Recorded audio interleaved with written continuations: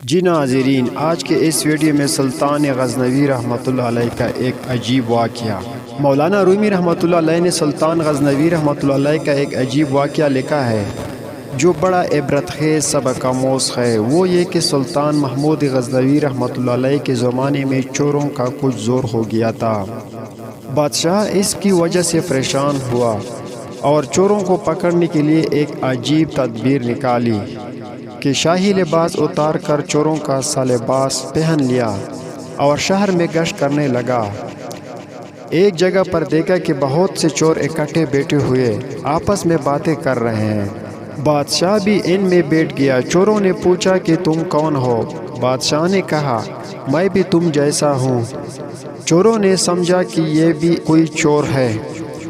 انہوں نے کہا تم کوئی اپنا ہنر بتاؤ، اگر تمہارے اندر کوئی ہنر ہوگا تو تم کو اپنے ساتھ شریک کر لیں گے ورنہ نہیں۔ بادشاہ نے کہا پہلے آپ لوگ اپنا اپنا ہنر بتاؤ، پھر میں بھی اپنا ہنر بتاؤں گا۔ ایک چور نے کہا کہ میں اونچی سے اونچی دیوار پھاند کر مکان میں داخل ہو جاتا ہوں، اگرچہ بادشاہ کا قلعہ ہی کیوں نہ ہو۔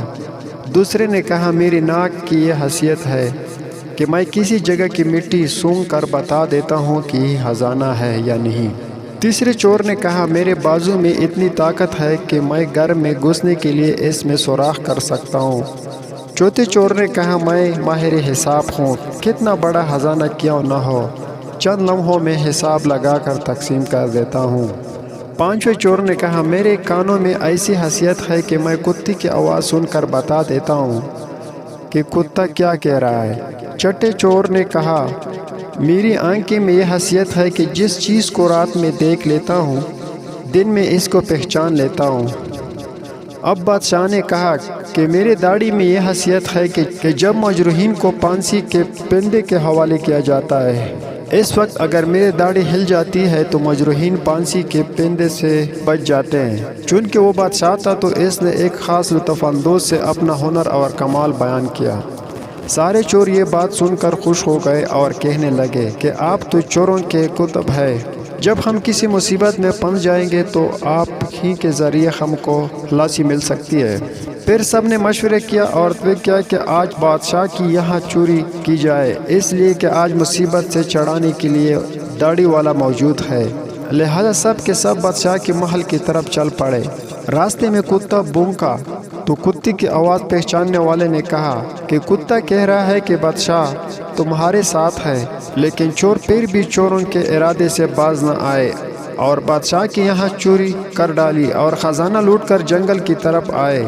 وہاں بیٹھ کر ماہر حساب نے حساب لگا کر چند منٹوں میں سب کو تقسیم کر دیا۔ بادشاہ نے کہا سب لوگ اپنا پتہ لکھوا دو تاکہ آئندہ چوری کرنا ہو تو ہم سب لوگ آسانی سے جمع ہو سکے۔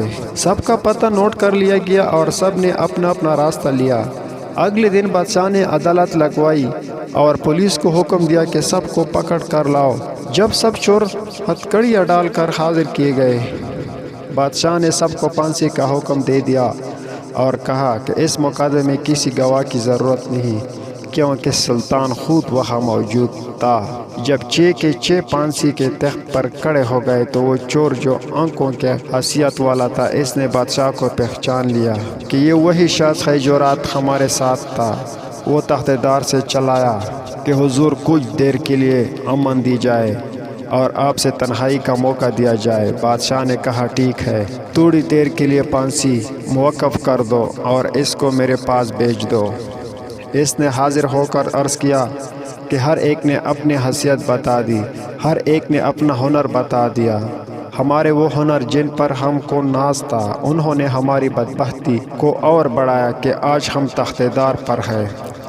اے بادشاہ میں نے آپ کو پہچان لیا کہ آپ نے وعدہ فرمایا تھا جب مجرموں کو تخت دار پر چڑھایا جاتا ہے اگر اس وقت میرے داڑھی ہل جاتی ہے تو مجرمین پھانسی سے نجات پا جاتے ہیں، لہٰذا آپ اپنا ہنر ظاہر فرمائے تاکہ ہمارے جان خلاصی پائے۔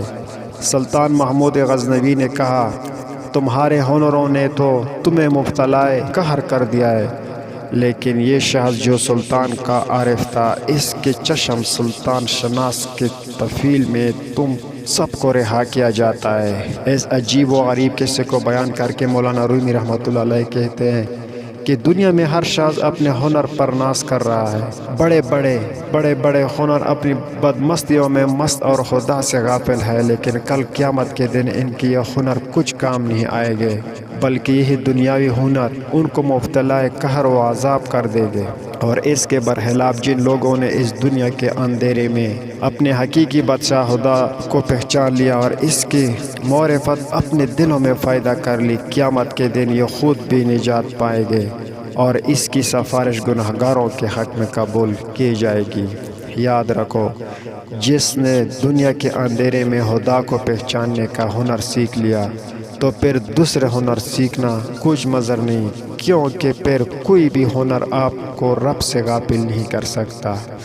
ڈاکٹر انجینئر بننا مننا نہیں، بشرطے کہ آپ رب سے غافل نہ ہو۔ اس حقائق سے معلوم ہوا کہ چشم سلطان شناس ہی کام آتی ہے، باقی ہنر تختیدار پر لے گئے۔